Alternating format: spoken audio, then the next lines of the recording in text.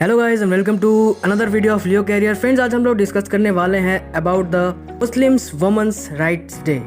आज एक साल पूरा हुआ है ट्रिपल तलाक को लागू हुए, तो इसके बारे में डिस्कस करेंगे कि ये किस तरीके से लागू हुआ था और साथ ही साथ मुस्लिम वुमेन्स राइट्स डे को किस तरीके से सेलिब्रेट किया जाएगा, इसके बारे में डिस्कस करेंगे।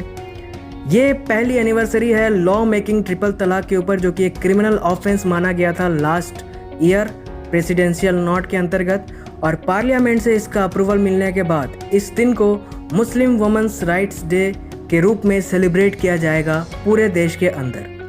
ट्रिपल तलाक बिल जो है ये पास किया गया था लोकसभा के अंदर 25 जुलाई 2019 को।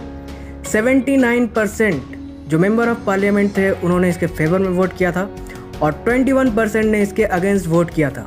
साथ ही साथ इस बिल को राज्यसभा के अंदर 30 जुलाई 2019 को पास किया गया था। 54% के वोट्स जो थे वो फेवर में थे इसके, और 46% जो थे वो अगेंस्ट में थे। इसके साथ ही प्रेसिडेंशियल नोट के बाद, मतलब प्रेसिडेंशियल साइन के बाद इस लॉ को कंट्री के अंदर लाया गया। अब समझ लेते हैं ट्रिपल तलाक है क्या। ट्रिपल तलाक को हम लोग तलाक बिद्दत भी कहते हैं, जो कि एक स्पेशल प्रोविज़न है मुस्लिम मैन के द्वारा मुस्लिम पर्सनल लॉ बोर्ड शरीयत के अंदर जो आता है, ये एप्लीकेशन एक्ट ऑफ 1937 के अंदर आता है। इस लॉ को लीगलाइज कर दिया गया है और allowed the practice of triple talaq which gave Muslim husband some special privilege over his wife। मतलब इस लॉ के तहत ये होता था कि प्रोविजंस के तहत एक हस्बैंड को अपने मैरिटल टाइज 3 बार तलाक बोलकर वो इसको शादी को खारिज कर देता था, जो अब नहीं होता है। ट्रिपल तलाक एक्ट के अंदर इस बिल को लाने का मकसद यही था कि डाइवोर्स जो है वो एक लीगल ऑफेंस है, लेकिन अगर वो अपोजिट जेंडर के खिलाफ हो, मतलब वो डाइवोर्स नहीं चाहती और वो ज़बरदस्ती डाइवोर्स दे दे, तो इसको वॉइड और इलीगल करार दे दिया गया है। अब इसमें आपको एक बात और पता होनी चाहिए कि ट्रिपल तलाक के अंदर डाइवोर्स अगर फोर्सफुली किसी पर इम्पोज किया जाए तो उसको 3 साल तक की सज़ा और फाइन भी देना पड़ सकता है, या फिर दोनों भी दे देने पड़ सकते हैं अकॉर्डिंग टू द केस। और ये जो ऑफेंस है ये नॉन बेलेबल है, मतलब अगर किसी के ऊपर केस होता है तो उसको बेल नहीं मिलेगी। साथ ही साथ मैरिड वुमेन को कस्टडी जो है वो भी लेनी पड़ेगी अल्टीमेटली, जो जिनके ऊपर वो केस बना है। इसके साथ ही इसका इम्पैक्ट क्या आया है आपको यहाँ पर समझना बहुत ही ज़्यादा इंपॉर्टेंट है। देश के अंदर ट्रिपल तलाक के जो केसेस हैं, इस इम्प्लीमेंटेशन के बाद 82% का डिक्लाइन देखने को मिला है। ये बहुत ही इम्पॉर्टेंट बात है। एक साल के अंदर 82% का डिक्लाइन देखने को मिला है। और मिनिस्ट्री ऑफिशियल्स के डेटा के अनुसार वक्फ बोर्ड ने लगभग 3,83,000 केसेस को रिपोर्ट किया था 1985 से लेकर 2019 तक, जबकि 2019 के बाद जब से नया एक्ट आया है ट्रिपल तलाक एक्ट, सिर्फ 1,040 केसेस अभी तक रिकॉर्ड हुए हैं। बहुत ही बड़ा जंप है मुस्लिम वुमेन्स राइट्स के लिए। खासकर उनको बेदखल कर दिया जाता था उनके घर से, और ख़ासकर ज़्यादातर जो गरीब महिलाएं होती थी उनको मुआवजा भी नहीं मिलता था, और जो हस्बैंड है वो साथ में नेक्स्ट मैरिज बहुत ही तुरंत कर लेता था। तो ये बहुत बड़ा एक चेंज आया है। 82% का अगर डिक्लाइन आया है तो बहुत बड़ा चेंज है। बढ़ते हैं अगले टॉपिक की तरफ, जो कि है गवर्नमेंट ने डेडलाइन को इंक्रीज़ कर दिया है इनकम टैक्स रिटर्न्स के 30 सितंबर तक, जो कि पहले 31 जुलाई तक थी। तो इसके क्या इम्पैक्ट हो सकते हैं, इसके बारे में डिस्कस करते हैं। फ्रेंड, जैसा कि आप लोगों को पता है कि करंट ग्लोबल पैंडेमिक कोविड-19 के कारण गवर्नमेंट ऑफ इंडिया ने वेडनेसडे को तीसरी बार अपनी जो डेडलाइन है इनकम टैक्स भरने की, उसको बढ़ा दिया है।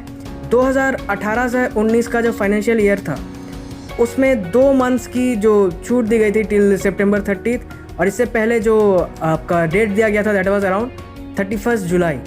तो मार्च के अंदर जब लॉकडाउन इशू हुआ था, जब लॉकडाउन लागू किया गया था, तो उस समय ये बोला गया था कि हम इस डेट को 31 मार्च से बढ़ाकर जून 30 रखेंगे। फिर इसको एक्सटेंड करके 31 जुलाई तक रखा गया था, लेकिन फिर वेडनेसडे को ये फैसला आया है कि हम अब ITR रिटर्न को 30 सितंबर कर देंगे। इसके साथ ही रिलैक्सेशन देने की बात कही गई है। जो सीनियर सिटीजन्स हैं उनको इंटरेस्ट पेमेंट्स और जो सेल्फ असेसमेंट टैक्स वो करते हैं, खासकर उनको जो पेंशन्स वगैरह मिलती है।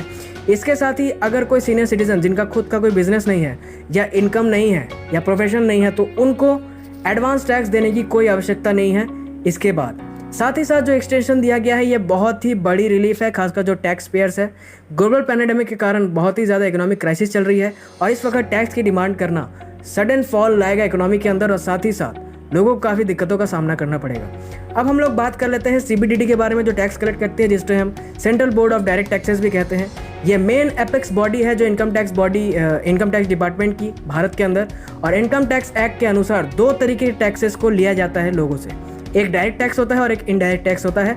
अगर आप कॉमर्स के छात्र हैं या फिर आप चार्टर्ड अकाउंटेंसी पढ़ते हैं तो आपको ये बात पता होनी चाहिए। डायरेक्ट टैक्स उसे कहते हैं जो डायरेक्टली इंडिविजुअल पर लागू होता है, जैसे कि इनकम टैक्स पर टैक्स लग गया या फिर किसी इंडिविजुअल के वेल्थ पर टैक्स लग गया। और इनडायरेक्ट टैक्स जो है वो किसी गुड्स के दौरान इनडायरेक्टली लगता है, जैसे आपने कोई गिफ्ट लिया उसमें टैक्स इंक्लूडेड है तो वो आपको दिखेगा नहीं, लेकिन वो टैक्स गवर्नमेंट ऑलरेडी इन्वॉल्व कर लेगी। इनडायरेक्ट टैक्स के अंदर एक और चीज़ आपको यहाँ पर पता होनी चाहिए कि ये जो इनडायरेक्टली पेड टैक्स है ये डायरेक्ट इनकम टैक्स डिपार्टमेंट को जाता है GST के थ्रू, जो आप गुड्स सामान लेते हैं या फिर कहीं पर सर्विस चार्ज देते हैं। और जो डायरेक्ट टैक्स है वो इनकम टैक्स की ITR आपको फिल करनी पड़ती है हर साल या हर 3 महीने के अंदर। इसके साथ ही इस एक्ट के अनुसार इंडियन सिटीजन जो 60 साल से कम है उनको इनकम टैक्स देना मैंडेटरी है, अगर उनकी इनकम 2.5 लाख से ऊपर है तो। इसके साथ ही इंडिया में जनरली ये देखा गया है कि इनकम टैक्स रिटर्न्स को 31 जुलाई तक या 30 दिसंबर या 30 नवंबर तक भराया जाता है, अकॉर्डिंग टू क्या कैटेगरी है टैक्स पेयर की, उनके कितने इनकम है। इसकी किसी और वीडियो में सेपरेट डिस्कशन करेंगे, जिसमें हम लोग इनकम टैक्स एक्ट के बारे में भी डिस्कशन करेंगे, 1951 के बारे में, जिसमें हम लोग इसे डिटेल में पढ़ेंगे। फिलहाल के लिए आप इतना समझिए कि इसके इकोनॉमिक इम्पैक्ट क्या हो सकते हैं। चूँकि मिडिल क्लास को एक बहुत बड़ी रिलीफ मिली है टैक्स की डेट्स को बढ़ाने के बाद, और साथ ही साथ जो सर्विसेज करते हैं उनको भी काफ़ी रिलीफ मिली है, जिससे इकोनॉमी में पैसा ठहरेगा और इकोनॉमी सडन फॉल के अंदर नहीं जाएगी। फ्रेंड्स, आपको ये वीडियो कैसा लगा मुझे कमेंट सेक्शन में बताइएगा, और ऐसे रेगुलर अपडेट्स के लिए हमारे चैनल को विजिट करते रहिए। इसी के साथ हम इंट्रोड्यूस कर रहे हैं अपने सेगमेंट्स को, जिसको आप रेगुलरली देख सकते हैं विजिट करके, that is our history, Indian polity and geography. इसके साथ ही आप हमें इंस्टाग्राम पे फॉलो कर सकते हैं फॉर रेगुलर अपडेट्स @leocarrier.currentaffairs। साथ ही साथ you can also follow us as Facebook, इस पेज का नाम है लियो कैरियर, और इसके साथ ही टेलीग्राम चैनल का लिंक भी हमने डिस्क्रिप्शन में दे दी है। Thank you guys, God bless you, I really appreciate your time.